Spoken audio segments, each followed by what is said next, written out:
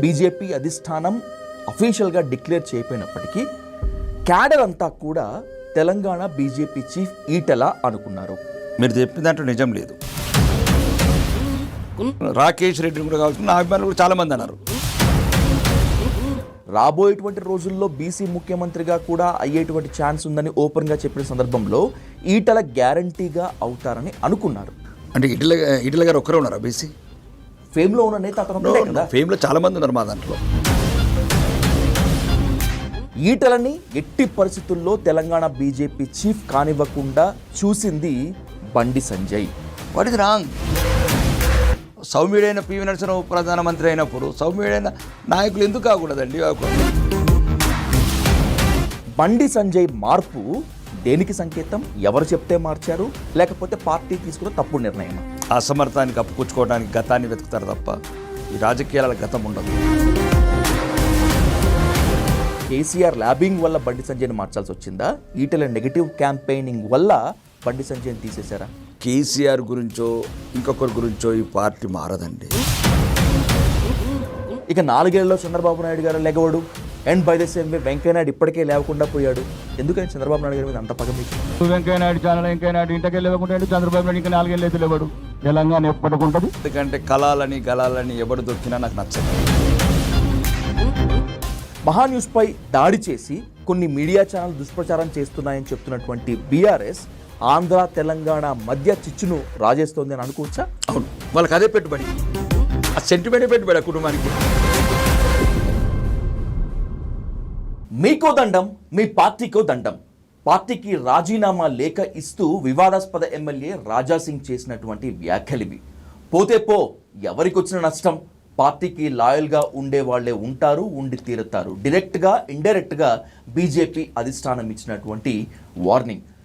రాజాసింగ్ రాజీనామా బీజేపీకి ఏం నష్టం చేయదా? అన్నిటికీ మించి Telangana BJP new chief Ramachandra Rao ఏ స్థాయిలో క్యాడర్ని సమాయత్తం చేస్తారు, అసలు ఈటెలని ఎందుకు తప్పించారు, ఎవరు తప్పించారు అనేటువంటి అంశాలతో పాటు తెలంగాణలో ఉన్నటువంటి అత్యంత కీలకమైనటువంటి రాజకీయ అంశాలపై ఇన్ డెప్త్గా ఇన్ డీటెయిల్గా డిస్కస్ చేద్దాం. Let's invite Armoor BJP MLA Paidi Rakesh Reddy గారు అంటూ the dial news hot seat with Vijay Sadhu. Sir నమస్తే. నమస్తే.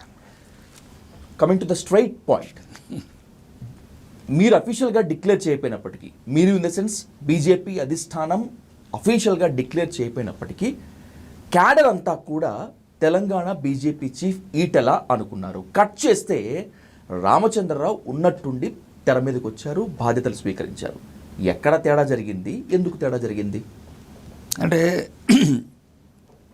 మీరు చెప్పిన దాంట్లో నిజం లేదు. ఈటెల గారిని కావాల్సిన వాళ్ళు ఈటెల కావాలనుకున్నారు, ధర్మపురి అరవింద్ గారిని కావాల్సిన వాళ్ళు ధర్మపురి అరవింద్ కావాలనుకున్నారు, బండి సంజయ్ కావాల్సిన వాళ్ళు బండి సంజయ్ కావాలనుకున్నారు, డీకే అరుణ గారిని కావాల్సిన, రాకేష్ రెడ్డిని కూడా కావాల్సిన, నా అభిమానులు కూడా చాలామంది అన్నారు. అవును, అన్న మీరు ప్రెసిడెంట్ కావాలి. అభిమానుల కోరికలు వేరు. ఇదంతా ఒక నిర్ణయం ఉంటుంది. కేంద్ర అధిష్టానం కావచ్చు, లేకపోతే పార్టీ పరిస్థితుల దృష్ట్యా, ఇప్పుడున్న పరిమాణాల దృష్ట్యా, ఈ సమయంలో ఎవరైతే కరెక్టరు ఎన్నో క్యాల్కులేషన్ చేసుకుంటారు. ఒకటే క్యాల్కులేషన్ ఉండదు, ఒక్కొక్కరికి ఒక క్యాల్కులేషన్ ఉంటుంది. అధిష్టానం అనుకున్న క్యాల్కులేషన్లో రామచంద్రరావు గారు ఫ్రేమ్ అయ్యారు. మీరు అనుకున్న క్యాలిక్యులేషన్ ఆ లైన్లోనే పోతే రాకేష్ రెడ్డి గారు, బీసీ సీఎం అన్నది, బీసీ నినాదం ఎత్తుకున్నది కేంద్ర BJP high command and by the same way Telangana BJP high command. ఈ నేపథ్యంలోనే రాబోయేటువంటి రోజుల్లో బీసీ ముఖ్యమంత్రిగా కూడా అయ్యేటువంటి ఛాన్స్ ఉందని ఓపెన్గా చెప్పిన సందర్భంలో ఈటెల గ్యారంటీగా అవుతారని అనుకున్నారు. ఎక్కడ తేడా? అంటే ఈటెల గారు ఒక్కరే ఉన్నారా బీసీ ఫేమ్లో ఉన్న నేత అతను ఒకటే కదా? ఫేమ్లో చాలామంది ఉన్నారు, మా దాంట్లో చాలామంది ఉన్నారు. ఇప్పుడు ధర్మపురి అరవింద్ గారు కావచ్చు బీసీ, ఇంకెవరు అతను కరీంనగర్ ఎంపీ బండి సంజయ్ గారు బీసీ, చాలామంది ఉన్నారు బీసీలు. ఒకటండి, ఇది భారతీయ జనతా పార్టీ. దయచేసి మీరు టోటల్గా డిఫరెంట్ ఐడియాలజికల్ పార్టీ. ఇది ఒక దేశం గురించి ఎక్కువ, వ్యక్తి కన్నా పార్టీ గొప్పది, పార్టీ కన్నా దేశం గొప్పదన్న పార్టీది. మిగతా అన్ని ఫ్యామిలీ పార్టీలు, ప్రైవేట్ లిమిటెడ్ పార్టీలు, ఒక కుటుంబాన్ని గురించి దాసోహం చేసే పార్టీలు. ఇది దేశం గురించి ఆలోచించే పార్టీ. దీనికి ఒక ఐడియాలజీ, ఒక భావజాలము, ఈ దేశ సంస్కృతి సాంప్రదాయాలు అఖండ భద్రత గల భారతదేశం, అభివృద్ధి చెందిన భారతదేశం ఇట్లా ఆలోచిస్తుంది. ఇంకొక ఆర్ఎస్ఎస్ భావజాలము, హిందూ భావజాలం, ఒక రకమైన ఒక అండర్ కరెంట్. కానీ దేశం మాత్రం ఒక సురక్షితంగా వికసిత భారతదేశం, ఒక అభివృద్ధి చెందిన భారతదేశంగా ఒక ఎక్కువ ఈ దేశం గురించి ఆలోచించే పార్టీ అంటే భారతీయ జనతా పార్టీ. భారతీయ జనతా పార్టీ కూడా వ్యక్తి కన్నా ఎక్కువ కాదు. మీరు మాట్లాడేదంతా వ్యక్తుల గురించి. అక్కడనే మీరు మీడియా కానీ జర్నలిస్టులు కానీ పప్పులో కాలేస్తున్నారు. ఇదేదో కేసీఆర్ పార్టీ, కేసీఆర్ ఓంగని కేటీఆర్ ఓంగని హిమాంశురావు, లేకపోతే కవితమ్మ, హరీష్ రావు, ఇట్లాంటి చర్చలు జరుగుతాయి. ములాయం యాదవ, అఖిలేష్ యాదవ, ఇంకేదో డింపుల్ యాదవ, ఇట్లా అంటే ఆ కుటుంబాలల్లా. ఇది అట్లా కాదు. ఇది దేశం గురించి ఆలోచిస్తుంది, పార్టీ కేడర్ గురించి ఆలోచిస్తుంది, పార్టీ భావజాలం కావచ్చు, మొత్తం సంపూర్ణమైన అవగాహన, అనుభవము, ఎన్నో రకాల ఒక ఈక్వేషన్స్ ఉంటాయి ఈ పార్టీలో. కెమెరా ముందు ఎన్నైనా మాట్లాడొచ్చు రాకేష్ రెడ్డి గారు, మాట్లాడతారు కూడా. పాలిటిక్స్ లో అన్ని ఓపెన్ అప్ కూడా కాలేము, ఒప్పుకుంటాను. బట్ మీరు చాలా ఫియర్లెస్ కాబట్టి అడుగుతున్నాను. నాకున్నటువంటి క్రెడిబుల్ సోర్స్ రాకేష్ రెడ్డి గారు, ఈటలని ఎట్టి పరిస్థితుల్లో తెలంగాణ బీజేపీ చీఫ్ కానివ్వకుండా చూసింది బండి సంజయ్, అవునా కాదా? నో, ఆ అంతర్గత విషయాలు అయితే నాకు అంత తెలియవు. ఒకటి ఏంటంటే రకరకాల అపోహలు ఉంటాయి, కానీ నాకు తెలిసి అట్లాంటి విషయం అయితే జరగలేదు. రెండోది పార్టీకి ఏంటంటే, అంటే ఇది ఒక రకమైన చెప్తున్నాను కదా, ఒక 30 రాష్ట్రాలల్లో పార్టీ అధ్యక్షులను తయారు చేసిన వల్ల ఇక్కడ చూసింది ఏంటంటే రామచంద్రరావు గారు ఒక అందరికన్నా సీనియర్ నాయకుడు. 1975 నుంచి ఏబీవీపీ ఉద్యమాలు కావచ్చు, బీజేవైఎం ఉద్యమాలు కావచ్చు, భారతీయ జనతా పార్టీ కావచ్చు, ఒక ఇంటలెక్చువల్గా కావచ్చు, లేకపోతే తెలంగాణ హిందువుల బాధితుల తరపున కావచ్చు, అన్ని రకాల కొట్లాడిన వ్యక్తి గౌరవనీయ రామచంద్రరావు గారు. ముఖ్యంగా ఒక 50 సంవత్సరాల నుంచి ఒక కుటుంబాన్ని త్యాగం చేసి, కెరీర్ని త్యాగం చేసి, ఒక శాసనమండలి సభ్యుడిగా అవినీతి లేకుండా 6 ఏళ్ళు నిరంతరం పోరాడిండు. అప్పుడు ఇంత బలంగా లేదు బీజేపీ.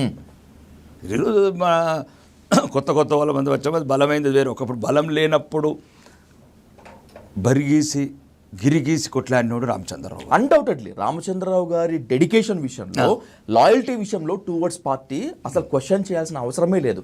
కానీ బండి సంజయ్, ఈటెల, ధర్మపురి అరవింద్ మీలాంటి ఫియర్లెస్ లీడర్తో పోల్చుకుంటే పబ్లిసిటీ, జనంతో అప్రోచ్, సోషల్ మీడియాలో ఉన్నటువంటి విపరీతమైనటువంటి హైప్ రామచంద్రరావు గారికి కాస్త తక్కువే కదా? నో, ఎంత తక్కువ ఉంటే అంత మంచిది. ఒకప్పుడు నరేంద్ర మోడీ గారు కూడా అసలు ఏం లేదు. అప్పుడు వాజ్పేయి గారు, అద్వానీ గారు, ఇట్లా వీళ్ళ మురళీ మనోహర్ జోషి గారు, ఇట్లాంటి వాళ్ళు వ్యక్తులు ఉన్నారు. కానీ విత్ ఇన్ 10-12 ఇయర్స్లోనే అంటే ఫస్ట్ రావడం ముఖ్యమంత్రి గారు కావడం మోడీ గారు, తర్వాత ప్రధానమంత్రి కావటం. ఈ వ్యక్తుల వెనకాల ఎంతో శ్రమ ఉంటుంది. నరేంద్ర మోడీ గారు కావచ్చు, రామచంద్రరావు లాంటి వ్యక్తులు కావచ్చు, వీళ్ళు చాలా అండర్ గ్రౌండ్గా చాలా వర్క్ చేస్తారు. అంటే నేను ఈరోజు నేను ఒక శాసనసభ్యుడిగా చెప్తున్నాను, ఎందుకంటే నేను కొద్ది సంకల్ప యాత్రలు ఇన్ఛార్జ్ కావచ్చు, లేకపోతే రామచంద్ర గారు మాకు ఇన్ఛార్జ్, నిరంతరం మా వెంటబడతాడు. అంటే పార్టీ కార్యకర్తలు అన్ని వేళలు అందుబాటులో ఉంటాడు. సంపూర్ణ అవగాహన ఉంది తెలంగాణ మీద. ఓకే, సంపూర్ణ అవగాహన. రెండోది committed to RSS background, all backgrounds. కాబట్టి ఈ సమయంలో కొద్దిగా అంతర్గత పార్టీని ఇంకా బలంగా తయారు చేయాలి. ఎన్నికలు లేవు కదా. ఇప్పుడు మీరు అన్నోళ్ళు సంజయ్ గారు కావచ్చు, ఈటల రాజేంద్ర గారు కావచ్చు, లేకపోతే అరవింద్ గారు కావచ్చు, డి కరుణ గారు కావచ్చు, రఘునందనరావు గారు కావచ్చు, ఇట్లాంటి వ్యక్తులు ఈ సమయంలో అంతర్గతంగా వాళ్ళు ఎందుకంటే పార్లమెంటు బాధ్యతల దృష్ట్యా కావచ్చు, అంటే లేకపోతే ఇంక ఎలక్షన్స్కి 3.5 సంవత్సరాలు ఉంది. ఈ సమయంలో అంతర్గత ఒక కేడర్ని స్ట్రెంగ్త్ చేయాలంటే పార్టీ మీద అనుభవం ఉండి ప్రతి కార్యకర్తని పరిచయం ఉన్న వాళ్ళు సరైన వ్యక్తులని చూజ్ చేశారని నేను అనుకుంటున్నాను. ఇంకా నేను అడిగినటువంటి ప్రశ్నకి మీరు ముందుగానే ఆన్సర్ చెప్పారు. That's a valuable point. I try to hook on you there Rakesh Reddy గారు. ఎన్నికలు లేవు కాబట్టే, ఎలాంటి వివాదరహితుడు కాబట్టే ఇప్పుడు అధ్యక్ష పదవి ఎవరికిచ్చినా కూడా మిగతా వాళ్ళంతా అసంతృప్తులంతా కూడా సైలెంట్గా ఉంటారు. కావాలంటే ఎన్నికల ముందు ఇష్టం వచ్చినటువంటి నేతను పెట్టుకోవచ్చు అనేటువంటి దాంట్లో భాగంగా రామచంద్రరావు గారికి తాత్కాలికంగా బాధ్యతలు అప్పగించారు అనుకోవచ్చా? లేదండి, పార్టీ అధ్యక్షుడు 3 సంవత్సరాలు ఉంటుంది. అప్పుడు ఒకవేళ అతని పనితనం బాగుందనుకోండి, అతన్ని కంటిన్యూ చేస్తారు. What is wrong? సౌమ్యుడైన పివి నరసింహరావు ప్రధానమంత్రి అయినప్పుడు సౌమ్యుడైన నాయకులు ఎందుకు కాకూడదండి? గెలిపించగలుగుతారు. ఓకే, ముఖ్యమంత్రి అనేది బీసీ ఐడియాలజీ ఉంది, లాస్ట్ మేనిఫెస్టోలో పెట్టడం, దట్ ఇస్ డిఫరెంట్. అంటే వీళ్ళు ఎందుకు విజయాలు సాధించకూడదు? ఎగ్జాక్ట్లీ. రామచంద్రరావు గారికి ఎందుకు తెలంగాణ బీజేపీ పగ్గాలు ఇచ్చారు అనేటువంటిది నా క్వశ్చన్ కాదు.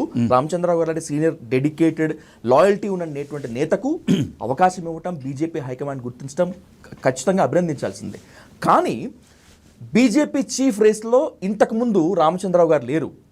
ఉన్నది బాగా వినిపించింది మళ్ళీ బండి సంజయ్ గారికి ఇస్తారని, ఈటలకి ఇస్తారని, లేదా ధర్మపుర అరవింద్కి ఇస్తారని చెప్పి. వీళ్ళందరూ కాకుండా ఈ నెట్ల తెర మీద తీసుకొచ్చారు. వాట్ ఈస్ ద స్ట్రాటజీ అని ఈ మధ్యన కొద్దిగా సోషల్ మీడియాలో బాగా యాక్టివ్ ఉందండి. ఎవరెవరికో అనుకూలంగా తయారైపోయినాయి కొన్ని ఛానల్స్, యూట్యూబర్స్ కావచ్చు, వాళ్ళు కావచ్చు. వాళ్ళకి అంటే వాళ్ళు అనుకూలం కూడా కాదు, వాళ్ళు అభిమానిస్తారు. ఓకే, నన్ను కూడా చాలామంది అభిమానిస్తారు. అవును, నేను మీకు 1000 మెసేజ్లు చూపిస్తా, అన్న నువ్వు పార్టీ అధ్యక్షుడు కావాలంటే వాళ్ళ అభిమానం. ఎగ్జాక్ట్లీ. కాబట్టి ఆ యూట్యూబర్స్ కావచ్చు, ఛానల్స్ కావచ్చు, సోషల్ మీడియా కావచ్చు, వాళ్ళు ఫ్యాన్స్ వాళ్ళు తప్ప ఎన్నడూ కూడా పార్టీ మేము వీళ్ళని పరిశీలిస్తున్నామని ఎన్నడూ చెప్పలేదు, మేము అనుకుంటామని ఎవరు చెప్పలేదు. పార్టీ అంతర్గతంగా దాని చర్చలు, దాని వేవు అంతా జరుగుతూ ఉంటుంది తప్ప ఇది ఒకవేళ సోషల్ మీడియాలో ఎక్కువ హైప్ అయ్యడం వల్ల ఈ జరిగిన సమస్య తప్ప ఎవరు కూడా నిర్వహిస్తలేరు. ఎందుకంటే అధ్యక్షులు కూడా ఒక్కరే ఉంటారు, నలుగురు ఉండరు. కాబట్టి ఎవరు ఒక్కరు ఉంటారు, అందరూ అడ్జస్ట్ కావాల్సిందే. నీకు ఇస్తే నాకు ఇబ్బంది ఉంటుంది. రోజు ఎవరికైనా సరే ఒకసారి సర్జరీ చేసినప్పుడు కొద్దిగా పెయిన్ ఉంటుంది, తర్వాత ఎన్ఎస్ఏ దిగిపోయిన కొద్దిగా కామన్ అయిపోతుంది, క్యూర్ అయిపోతుంది అంతే. వ్యక్తులు ముఖ్యం కాదు, పార్టీ సిద్ధాంతాలే ముఖ్యం. మీరు మాత్రమే కాదు, బీజేపీ హైకమాండ్ కూడా ఇదే చెప్తుంది. అవును, ఆచరణలో కూడా మోస్ట్లీ ఇదే ఉంటుంది. ఎంత కాదనుకున్నా తెలంగాణలో బీజేపీకి ఒక రేంజ్లో హైప్ తెచ్చినటువంటి వ్యక్తి బండి సంజయ్. తన ఉపన్యాసాల వల్ల కావచ్చు, తన కార్యాచరణ వల్ల కావచ్చు, తన ప్రజా సంగ్రామ యాత్ర వల్ల కూడా కావచ్చు. ఉన్నట్టుండి బీజేపీ చాలా పీక్లోకి, హైలోకి వెళ్తున్నటువంటి టైంలో బండి సంజయ్ మార్పు దేనికి సంకేతం? ఎవరు చెప్తే మార్చారు, లేకపోతే పార్టీ తీసుకున్న తప్పుడు నిర్ణయమా? మీరు ఒకటండి, ఫస్ట్ భారతీయ జనతా పార్టీ స్థాపన కావచ్చు, తెలంగాణలో ఎదుగుదల కావచ్చు, మీరు జర్నలిస్ట్ కొద్దిగా స్టడీ చేయాలి. 1984లో మొదటి ఎన్నికలలో ఈ భారతదేశం మొత్తంలో భారతీయ జనతా పార్టీకి ఆయుష్ పోసిన పార్టీ, ఊపిరి పోసిన గడ్డ, ఉయ్యాల లూపిన నేల ఇది తెలంగాణ. ఫస్ట్ మొదటి సీటే హన్మకొండ రంగారెడ్డి గారు, అంటే మొదటి విజయం భారతదేశంలో. కాబట్టి తెలంగాణలో రాకేష్ రెడ్డిలో అది కాదండి. 1999 కూడా 12 సీట్లు వచ్చినాయి, మాకు 8 సీట్లు వచ్చినాయి. అప్పుడు రాకేష్ రెడ్డిలు ఎవరు నాయకులు. ఇక్కడ ఏంటంటే మాకు లయన్ బాలరెడ్డి గారు, టైగర్ నరేంద్ర గారు, పులులు సింహాలు నాయకత్వం వహించిన పార్టీ అండి మాది. ఈరోజు కొద్దిగా ఏదో కొంత అర్థం కావట్లేదు, కానీ దీన్ని సరైన విధానంలో ఇప్పుడు తీసుకెళ్తున్నాము. మళ్ళీ పులులు టైగర్ నరేంద్ర గారు ఆదర్శం, లయన్ బాలరెడ్డి గారు ఆదర్శం. మాకు చాలామంది త్యాగాలు చేశారండి, ప్రాణాలు ఇచ్చారు ఈ భారతీయ జనతా పార్టీకి. దానివల్ల అదే అంటున్నారు కదా. ఇప్పుడు ఏమైందంటే బండి సంజయ్ గారు కొద్దిగా ఊపు తీసుకొచ్చారు ఈ మధ్యన. అంటే జనరల్గా ఎంతోమంది వీరులు, ఎంతోమంది అధ్యక్షులు, ఇంద్రసేనరెడ్డి గారు కావచ్చు, వెంకయ్యనాయుడు గారు కావచ్చు, లేకపోతే అప్పుడున్న ఇంకా కిషన్ రెడ్డి, అంటే ఎవరెవరో చాలామంది పార్టీ అధ్యక్షులుగా పనిచేశారు. సిహెచ్ విద్యాసారావు కావచ్చు, ఎవరి స్థాయిలో వాళ్ళు దీన్ని అభివృద్ధి చేసుకుంటూ పోయారు. కానీ ఏ ఒక్కరోని కాదు, ఈ మధ్యన దాని ఒక సోషల్ మీడియాలో ఎక్కువ ఎక్స్పోజింగ్ చేయడం వల్ల విషయం జరిగింది. ఆయన ఉన్నప్పుడు కొద్దిగా కదలిక వచ్చింది, అంటే ఒక మెరుపు వాన. కానీ నిరంతరం జరిగే ప్రవాహం, ఇది వ్యక్తులతో ప్రభావితం కాదు. మీరు ఒకటి గమనించండి, 21 రాష్ట్రాలల్లో రాకేష్ రెడ్డిలు, బండి సంజయ్ లేరు, ఈటల రాజేందర్ లేరు. అదొక కాషాయమయం. ఈ దేశం అభివృద్ధి చెందాలా, దేశం ఐక్యతగా ఉండాలా, దేశం సురక్షితంగా ఉండాలా, ఈ దేశ భావజాలము, దేశ సంస్కృతి సజీవంగా ఉండాలని భారతీయులు కోరుకుంటున్న పార్టీ. కాబట్టి భారతీయ జనతా పార్టీ 21 రాష్ట్రాలలో, రాజస్థాన్, మధ్యప్రదేశ్ మొదటిసారి గెలిచిన ఎమ్మెల్యేలు ముఖ్యమంత్రులు అయినారు. ఎవరు వాళ్ళు? ఏ ఫేమ్ లేదే. దానివల్ల అది ఏదో కాంట్రవర్సీ, దాన్ని ఏదో డైవర్షన్ చేయడం తప్ప బండి సంజయ్ లాంటి అధ్యక్షులు, రామచంద్రరావు అధ్యక్షులు నిరంతరం వస్తూ ఉంటారు, పోతూ ఉంటారు. భారతీయ జనతా పార్టీ ఎప్పటికీ ఉంటుంది. తెలంగాణలో ఉన్నటువంటి ప్రతి నియోజకవర్గంలో మీ బీజేపీ జాతీయ కార్యవర్గ సభ్యులు కార్యకర్తల అభిప్రాయాలు తెలుసుకున్నప్పుడు వాళ్ళకి ఎదురైన ప్రశ్నలు నాకు తెలిసి రెండు. ఒకటి, కవితని ఎందుకు అరెస్ట్ చేయలేదు, రెండవది బండి సంజయ్ని ఎందుకు మార్చారు అని చెప్పి. కనీసం బండి సంజయ్ని ఎందుకు మార్చారు, ఎందుకు మార్చవలసి వచ్చిందనేటువంటి పోస్ట్ మార్టం బీజేపీలో జరిగిందా? ఒకటి, గతాన్ని తలవటమే నేరం. గతం ఏ రకంగా ఉండొచ్చు, తిరిగి రానిది గతం. వీరులకెప్పుడు భవిష్యత్తే, వీరులకెప్పుడు విజయమే దిక్సూచి కావాలా, లక్ష్యం కావాలా. ఏమంటారు చూడు, అసమర్థులకు అసమర్థానికి అప్పుకొచ్చుకోవడానికి గతాన్ని వెతుకుతారు తప్ప ఈ రాజకీయాల గతం ఉండదు. స్ట్రైట్ రేపే, దట్ ఇస్ ఓవర్. తిరిగిరాని రోజు, తిరిగిరాని దినము, తిరిగిరాని సమయం. దాని గురించి ఆలోచించడం వృధాని నా అభిప్రాయం. బండి సంజయ్ మార్పు గురించి ఈ రోజుకి ప్రజల్లో ఒక అత్యంత కీలకమైన అనుమానము, ఒక ఆరోపణ కూడా ఉంది. లెట్స్ క్లారిఫై రాకేష్ రెడ్డి గారు. అడగని పర్లేదు, అన్నిటికీ నో డౌట్, ఖచ్చితంగా కేసీఆర్ ల్యాబింగ్ వల్లే బండి సంజయ్ని మార్చారు అనేటువంటిది ఒక వర్గం అయితే, లేదు బండి సంజయ్ మార్పు వెనుక ఈటల చేసినటువంటి నెగిటివ్ క్యాంపెయినింగ్ అత్యంత ప్రభావం చూపింది, బలంగా పనిచేసింది అనేటువంటిది ఇంకొక వాదన. కేసీఆర్ ల్యాబింగ్ వల్ల బండి సంజయ్ని మార్చాల్సి వచ్చిందా, ఈటల నెగిటివ్ క్యాంపెయినింగ్ వల్ల బండి సంజయ్ని తీసేశారా? నో, దేనివల్ల మార్చలేదు. అప్పుడున్న కొద్దిగా పార్టీ వాళ్ళకున్న ఐడియాలజీ ప్రకారం సెంట్రల్లో బండి సంజయ్ గారి సేవలు అవసరమైనవి. ఒకటి, రాష్ట్రంలో ఉన్న వాళ్ళకున్న ఒపీనియన్ వేరు. అప్పుడున్న సమయంలో ఒక బీసీ ముఖ్యమంత్రి అని ఒక మేనిఫెస్టోలో తీసుకోబోదలుచుకున్నారు కాబట్టి అప్పుడు వాళ్ళ ఆలోచన వేరే ఉండొచ్చు తప్ప కేసీఆర్ గురించో ఇంకొకరి గురించో ఈ పార్టీ మారదండి. మళ్ళీ అదే చెప్తున్నాను. ఓకే, రాజకీయాలలో కొన్ని ఏమంటారు వాళ్ళతో కలయికలు ఉంటాయి. ఎందుకంటే ప్రజాస్వామ్యం the beauty of the democracy. ఇప్పుడు నిన్న కాక మొన్న మేము తమిళనాడులో అన్నడేంతో పొత్తు పెట్టుకున్నాం. అధ్యక్షుడు కూడా మార్చుకున్నాం. అక్కడ అన్నమేళ తీసుకుపోయి నేషనల్ సెక్రటరీ పెట్టాము. ఇదే మీరు చేసినటువంటి బ్లండర్ మిస్టేక్స్ ఇవే. నేను చెప్తాను తెలంగాణలో బీజేపీకి ఒక రేంజ్లో హైప్ ఇచ్చినటువంటి బండి సంజయ్ని తీసేయటం ఎంత తప్పో, తమిళనాడులో బీజేపీకి ఒక ఊపు తీసుకొచ్చి నేషనల్ లెవెల్లో ప్రొజెక్ట్ అయినటువంటి అన్నామలైని తప్పించడం కూడా అంతే తప్పు. ఇంకా దుర్మార్గం ఏంటంటే, నేను మళ్ళీ అధ్యక్ష రేసులో లేను, కావాలంటే నేను పక్కకి తప్పుకుంటా అని చెప్పి అన్నామలై చెప్పుకునేంతగా ఏంటిది? నేనేమంటున్నానంటే ఫస్ట్ మళ్ళీ అదే, ఈ వ్యక్తి పూజ ఎక్కువైతేనే సమస్యలు వస్తాయండి. వ్యక్తి పూజ ఎక్కువ కాకూడదు ఈ కట్ ఆఫ్స్. కట్ ఆఫ్స్ అని కాదు, అంటే దాని ఇష్యూ అది కాదు, జనరల్గా. ఎందుకంటే పార్టీ అప్పుడప్పుడు కొద్దిగా సరి చేస్తుంది, కొందరిని సరి చేస్తాయి, కొన్ని సమస్యలు. ఇప్పుడు ఉదాహరణకు మీరు కవిత అరెస్ట్ అన్నారు. హుజరాబాద్ టైంలో కవిత లిక్కర్ కేసు లేదే, మరి ఎలా గెలిచాం? దుబాక టైంలో కవిత లిక్కర్ కేసు లేదే. అంటే ఇది కూడా ఇప్పుడు ఈ ఇంటర్వ్యూ చూస్తున్న వాళ్ళు అనుకోవాలి. ఒకవేళ మీరు అన్నారు కవితను అరెస్ట్ చేస్తే ఒక పరిస్థితులు మార్పు వచ్చేదని. అవును, కవిత గారు లిక్కర్ కేసు లేనప్పుడు కూడా మేము 2 సీట్లు గెలిచినాం కదా తెలంగాణలో. కవిత అరెస్ట్ కానీ బీఆర్ఎస్ కు బీజేపీకి చీకటి దోస్తానం ఉంది అని అప్పుడు బలంగా లేదు. నో, చీకటి దోస్తానం మాకు ఉండదండి, బహిరంగ దోస్తానే ఉంటుంది ఏ పార్టీకైనా. అంటే ఒకవేళ ఉంటే అదేమన్నా దేశ వ్యతిరేక పార్టీలు, సెక్యులర్ ముసుగుల రాజకీయాలు చేసే పార్టీలకు ఉంటుండొచ్చు. కానీ దేశంలో ఏది ఉన్నా కానీ చెప్పేది, చేసేది, అనుకుంటే చెప్పేది అనేది ఒక భారతీయ జనతా పార్టీ. కాబట్టి ఈరోజు అట్లాంటి ఇష్యూస్ ఉండయి. రెండోది ఏంటంటే, ఇంకా పార్టీని బలంగా ముందుకు తీసుకెళ్ళిపోవటము రాబోయే రోజులల్లో. ఇంకా తెలంగాణలో ఏదైతే పార్లమెంట్ రిజల్ట్స్, మొన్న జరిగిన ఎమ్మెల్సీ రిజల్ట్స్ కావచ్చు, తెలంగాణ ప్రజలు బీజేపీని కోరుకుంటున్నారు. ఓకే, వాళ్ళ అభిప్రాయాలను గౌరవించుకుంటూ వాళ్ళు ఎలా కోరుకుంటే ఆ రకంగా మేము ప్రజా పోరాటాలు చేయాలి. ఇంట్లో కూర్చుండుకుంటా మాకున్న జై శ్రీరామ్ అంటే అట్లాంటి గెలవలేం. ప్రజా సమస్యల మీద పోరాడతాం. ప్రజా సమస్యల మీద పోరాడి ప్రజా వ్యతిరేక చర్యలు ఇప్పుడు ఏదైతే ప్రభుత్వం మోసపూరిత చర్యలు ఎన్నగట్టి ప్రజలలో బలం నిలిపించుకొని అధికారంలోకి వస్తాం తప్ప ఇంకెటువంటి ఇట్లా వ్యక్తుల మీద ఆధారపడి ఎవరో ఒక వ్యక్తి వస్తే మేము గెలుస్తామనే భావనలోకి వెళ్ళి మేము బయటకు వచ్చేసాము. అది మిగతా వాళ్ళకే జరుగుతుంది. ఇప్పుడు ఉదాహరణకు కేసీఆర్ గారు బొమ్మ మీద గెలవాలి వాళ్ళు, ఫర్ ఎగ్జాంపుల్. అంటే మేము భారతమాత మీదనే గెలవాలి, మాకు భారతమాతనే సుప్రీం అన్నిటికీ. నాకు స్ట్రైట్ ఆన్సర్ రాలేదు. బండి సంజయ్ మార్పు కేసీఆర్ వల్ల, ఈటల నెగిటివ్ క్యాంపెయినింగ్ వల్ల? ఈటల వల్ల కాదు, కేసీఆర్ వల్ల కాదు, ఆ పార్టీ అంతర్గత విషయాల వల్ల. వాళ్ళ నాయకత్వం ఒకరికి బండి సంజయ్ గారికి కూడా కొత్త అతనే కదండి, ఏదో మొన్న వచ్చాడు అతను. అంటే ముందు నుంచి పార్టీలో ఉన్న చిన్న వయసు, ఆయనకన్నా సీనియర్ నాయకులు చాలామంది ఉన్నారు కదా, వాళ్ళందరూ కలిసి అంతర్గతంగా ఏం నిర్ణయం తీసుకున్నారు తప్ప బండి సంజయ్ మీద ఏమిటి. బండి సంజయ్ ఇప్పటికి కూడా తెలంగాణ బీజేపీకి మంచి అసెట్, ఆయన మంచి ఒక మాస్ లీడరు, మంచి చైతన్యవంతమైన నాయకుడు, ప్రజలని ఒక రకంగా డైరెక్ట్ మెసేజ్ ఇచ్చే నాయకుడు. ప్రజలలో కూడా మంచి అభిమానం ఉంది బండి సంజయ్ గారి మీద. అయితేనే కేంద్రం కూడా ఎమ్మెల్యేగా ఓడిపోయినా మళ్ళీ మెంబర్ ఆఫ్ పార్లమెంట్ ఇచ్చి కేంద్ర మంత్రిని చేసింది. ఇది కూడా గమనించాలి కదా మీరు.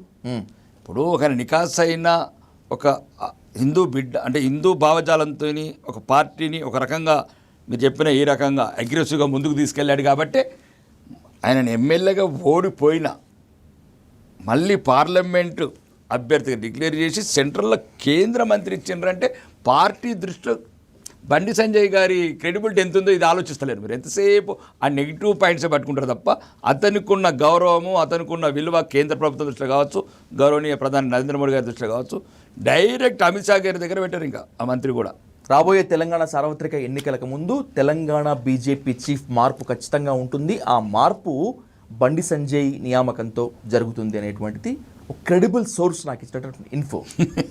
ఉంటుంది అలాంటి మార్పు? మళ్ళీ మీరు మళ్ళీ అక్కడికే ఇప్పుడు ఇట్లాంటివన్నీ ఇట్లా చేస్తూ చివరికి మళ్ళీ ఇబ్బందికరమైన పరిస్థితులు తీసుకొస్తారు ఈ సోషల్ మీడియాలల్లో. ఒక్కటి మాత్రం చెప్పగలుగుతాను, అధ్యక్షుడైన ముఖ్యమంత్రి అయినా నికాసైన హిందూ బిడ్డ ఉంటాడు. ఒకటి ఓకే, ఈ అధ్యక్షుడు చైతన్యవంతం చేసి ఇప్పుడున్న 3 సంవత్సరాలు ఎదుర్కొంటాడు. అప్పుడు ఒకవేళ ఈ అధ్యక్షుడు మంచుకుంటే పార్టీ నిర్ణయం తీసుకుంటుంది. ఇతనే అంతర్గా నాకన్నా బండి సంజయ్ కన్నా కిషన్ రెడ్డి కన్నా మంచుకున్నాడు అనుకోండి, ఇతనే కంటిన్యూ చేస్తారు. అంటే ఇప్పుడు తనకు ఆస్కార్ అవార్డు ఏమంటారు సార్, ఒలింపిక్ మెడల్ కొట్టినాం ఆయన కానీ ఉంచారా? ఛాన్స్ ఉంటుంది. ఎందుకు ఉండదండి? ఇప్పుడు కొంతమంది సినిమా హీరోలు ఉంటారు, చాలా ఫ్లాప్స్ వచ్చిన తర్వాత ఇప్పుడు నాగార్జున ఫస్ట్ 1-2 పిక్చర్లు ఫ్లాప్ అయినాయి, మళ్ళీ ఇంటికాగానే సూపర్ హీరో అయిపోయాడు. ఆ పిల్లగాడు ఎవరు అల్లు అర్జున్ ఉంటాడు, ముందు గంగోత్రం సరిగ్గా ఫ్లాప్ మళ్ళీ మంచి సూపర్ ఐకాన్ అయ్యిండు. ఇట్లా రాజకీయాలలో కూడా ఫెయిల్ అయిన సక్సెస్ అయిన చాలా మంది ఉన్నారు. ఇప్పుడు కేసీఆర్ గారు ఫస్ట్ పోటీ చేసినప్పుడు ఓడిపోయింది ఎమ్మెల్యేగా. ఇప్పుడు కేసీఆర్ గారు కూడా ఫస్ట్ ఎమ్మెల్యేగా ఓడిపోయాడు కదా. వీళ్ళందరూ ఎదిగారు, అంటే ఒక మామూలు మనిషి మహామనుషులు అయ్యారు. అలానే రామచంద్రరావు గారు మహామనిషి అవుతుండొచ్చు, అతని పెర్ఫార్మెన్స్ బాగుంటే పార్టీ కంటిన్యూ చేస్తుంది. లేదు ఆ సమయంలో బండి సంజయ్ గారు కావచ్చు, ఇంకెవరన్నా అరవింద్ గారు కావచ్చు, అప్పుడున్న పరిస్థితులు అండి. ఇవన్నీ ఈరోజు ఊహించి మనం బెట్టింగ్ చేసే గేమ్స్ కావు ఇవి. ఇది జూదం కాదు, ఇది ప్రజల జీవితాలతో ముడిపడ్డది. అది ముఖ్యంగా తెలంగాణ ప్రజల జీవితాలు అతకుతకలమైనవి. 10 సంవత్సరాలు అహంకార పాలన, దొరల పాలన, అవినీతి పాలన, స్వయం పరిపాలన అని చెప్పి రాష్ట్రాన్ని మొత్తం నిండా ముంచేసిన 10 ఏళ్ల పరిపాలన, లక్షల కోట్ల అవినీతి చేసి ఎటువంటి అభివృద్ధి లేకుండా రాష్ట్రాన్ని అధోగతి. మళ్ళీ ఇప్పుడు వచ్చిన ప్రభుత్వం మళ్ళీ తెలంగాణ ప్రజల్ని మళ్ళీ నట్టేట ముంచేస్తుంది, నమ్మించి గొంతుకు వస్తుంది. కాబట్టి ప్రజలు బాగా ఇబ్బందికరమైన పరిస్థితులు ఉన్నారు. తెలంగాణలో ఎలాగైనా అధికారంలోకి రావాలి అని భీష్మించి కూర్చున్నటువంటి బీజేపీ హైకమాండ్ కేసీఆర్ని ఎక్కువగా టార్గెట్ చేసింది. ఎందుకంటే కేసీఆర్ని గద్దెదించాలి అని చెప్పి. కానీ ఇక్కడ ప్లాన్ బోల్తా పడింది. బీజేపీ గద్దె ఎక్కకపోగా కాంగ్రెస్కు స్కోప్ ఇచ్చి కాంగ్రెస్ గద్దెనెక్కింది. పోస్ట్ మార్టం జరిగిందా? మళ్ళీ మీకు అదేనండి, ఇది రాజకీయ పార్టీలకు నిరంతర ఒక యుద్ధం. ఇది ఎన్నోసార్లు కొన్ని మనం అనుకునేవన్నీ బ్యాక్ ఎండ్లో ఉంటాయి, కొన్ని రకరకాలు ఉంటాయి. మనం అనుకున్నది ఒకటి, జరిగినది ఒకటి ఉంటుంది. కానీ మళ్ళీ 8 మంది ఎంపీలను గెలిచాం కదా. 36% ఓట్లు తెచ్చుకున్నాం. ఉత్తర తెలంగాణతో కవర్ చేసాం. ఒక 3 జిల్లాలు కవర్ చేస్తే ఈరోజు మమ్మల్ని ఆపేవాళ్ళు ఎవరండి? మాకేం లేదు, పెద్ద పనేం లేదు. లక్షల కొద్ది గెలిచామండి. 4 లక్షల ఓట్లు మల్కాజ్గిరి, అది ముఖ్యమంత్రి గారు సందర్శించి మరి అన్నారు ముఖ్యమంత్రి. అవును, మరి కొడంగల్ కూడా మహబూబ్నగర్ గెలిచాము. ఇదేముండదండి. నేను అనేది ఏమంటున్నాను, ఇప్పుడు హరీష్ రావు, కేసీఆర్, కేటీఆర్లో పుట్టిగడ్డ మెదక్ జిల్లాను గెలిచాము. బీజేపీకి చైతన్యవంతం అవుతుంది. ప్రజలు చైతన్యవంతంగా ఆలోచిస్తున్నారు. భారతదేశం నరేంద్ర మోడీ నాయకత్వంలో భారతీయ జనతా పార్టీ ఏ రకమైతే అభివృద్ధి పథంలో దూసుకెళ్తుందో అన్ని రంగాలల్లో, అది తెలంగాణకు రావాలా. ఫర్ ఎగ్జాంపుల్ ఆంధ్రప్రదేశ్ పరిపాలన అనుకుందాం. ఈరోజు డబుల్ ఇంజన్ సర్కారు ఉంది. అంటే కోఆర్డినేషన్ ఎక్కువ ఉంటుంది. డబుల్ ఇంజన్ సర్కారు ఉంటే చాలా రకాలుగా వాళ్ళకి అభివృద్ధి చెందుతున్నారు ముందుకు. ఇక్కడ కూడా ప్రజలు ఆలోచిస్తున్నారు, ఇక్కడ మనం కూడా తప్పు చేసినాం. ఇప్పుడు మీరు అన్నదే, అంటే ఆ సమయంలో కొద్దిగా మాయలో పడి ఉచిత పథకాలకు, ఇప్పుడు మేమేమి ఉచిత పథకాలు ఏమి ఇవ్వలేదు కదండి, వీళ్ళు అన్నీ ఫ్రీ అన్నారు. కాబట్టి కొద్దిగా తెలంగాణ ప్రజల అమాయకత్వాన్ని ఇన్కాజ్ చేసుకుని ఇప్పుడు కాంగ్రెస్ నాయకులు, కాంగ్రెస్ ప్రభుత్వం వాళ్ళకు ఒక మాయదారి మాటలు చెప్పి ఇప్పుడు 4,000కు అదేంటి పెన్షన్ పెంచుతామని, 6,000కు దివ్యాంగులు పెంచుతామని, తులం బంగారం ఇస్తామని, మహాలక్ష్మి కింద 2,500 ఇస్తామని, అందరికి రుణమాఫీ చేస్తామని, ఏదో ఒకటి చేశారు చెప్పండి. 72 లక్షల మందికి రుణమాఫీ చేస్తామని 24 లక్షల మందికి చేశారు. ఇప్పటివరకు తులం బంగారం ఇవ్వడం లేదు. అంటే మహిళలకు 2,500 ఇవ్వలేదు. మెయిన్ కదా 6 కదా, చెప్పండి. కాబట్టి ప్రజలు వాళ్ళు రియలైజ్ అయ్యారు, మేమేదో తప్పు చేశాము, చేయాల్సింది కాదు. కానీ అప్పుడున్న సమస్య మీరు చెప్పినట్లు ఆ అహంకారాన్ని, అవినీతిని, అరాచకాన్ని ఓడగొట్టాలనుకున్నారు కల్వకుంట్ల కుటుంబాన్ని. అంటే ఏదో అనుకుంటే ఏదో అయిపోయాయి. దళితుడు ముఖ్యమంత్రి అనే, 3 ఎకరాల భూమి అనే, KG to PG విద్య అనే, నిరుద్యోగ భృతి అనే, బంగారు తెలంగాణ అంటే ఇదేదో తుప్పుపట్టిన తెలంగాణ కాబట్టే, 1,000 కోట్ల అవినీతి చేసే కాళేశ్వరాలు కట్టబట్టే ఎటు పనికిరానంటే ఇట్లాంటి ఒక 50 ఏళ్ళు ఉండాల్సిన సెక్రటరీని కూడా పెట్టి సెక్రటరీ కట్టబట్టే, ప్రజాభవన్లు కట్టబట్టే, మళ్ళీ కొత్త నిజాం ప్రభు వచ్చిందని ప్రజలు ఇవాళ కుటుంబ పాలన మనం అందరం చూసింది. ఇంకా అందరికన్నా మీరు జర్నలిస్టు ఏమున్నాయండి, అల్లుడు కొడుకు దగ్గర కదా ఉన్న పోటీపోయాలన్నీ. ఇండస్ట్రీస్ వాళ్ళకే, IT వాళ్ళకే, ఇరిగేషన్ వాళ్ళకే, మెడిసిన్ వాళ్ళకే, ఏది ఇచ్చిండ్రు వాళ్ళు? బర్రెలు గొర్రెలు మేకలు ఇచ్చిర్రు. కవితమ్మకేమో పార్లమెంట్ ఇచ్చిరి, ఓడిపోతే ఎమ్మెల్సీ ఇచ్చిరి. వదిన కొడుకు అన్న కొడుకు సంతోషరావుకు రాజ్యసభ మొత్తం ఇంటిల్లాదు పాదులు మొత్తం తెలంగాణ మీద పడి బతికిరి. సచ్చిందేవాడు, ఏలిందేవాడు, దోసుకున్నదేవాడు, దాచుకున్నదేవాడు. కాబట్టి తెలంగాణ ప్రజలు ఒక ఆవేదన ఆక్రోశం చెందినారు. వీళ్ళ గురించి మా బిడ్డలు చచ్చిందని. ఆ సమయంలో భారతీయ జనతా పార్టీ ముందు వరుసలో ఉండే అనుకోని పరిస్థితుల వల్ల కాంగ్రెస్ మోసపూరిత వాగ్దానాలు అన్నీ ఉచితమైన వరకల్లా కొద్దిగా అప్పుడు ఏ మనుషులైన సామాన్య ప్రజలు, పల్లెటూరు ప్రజలు కొద్దిగా టెంప్ట్ అవుతారు కదా, టెంప్ట్ అయ్యి ఇప్పుడు పశ్చాత్తాపడుతున్నారు. ఇంకా ఇప్పుడు మా శక్తియుక్తులన్నీ దారపోసి వాళ్ళ నమ్మకాన్ని నిలబెట్టుకొని ఈ చెదిరిపోయిన తెలంగాణని, అప్పుల పాలైన తెలంగాణని, అభివృద్ధికి దూరంగా ఉన్న తెలంగాణని, దీని మొత్తం బాధ్యత బీజేపీ తీసుకుంటుంది.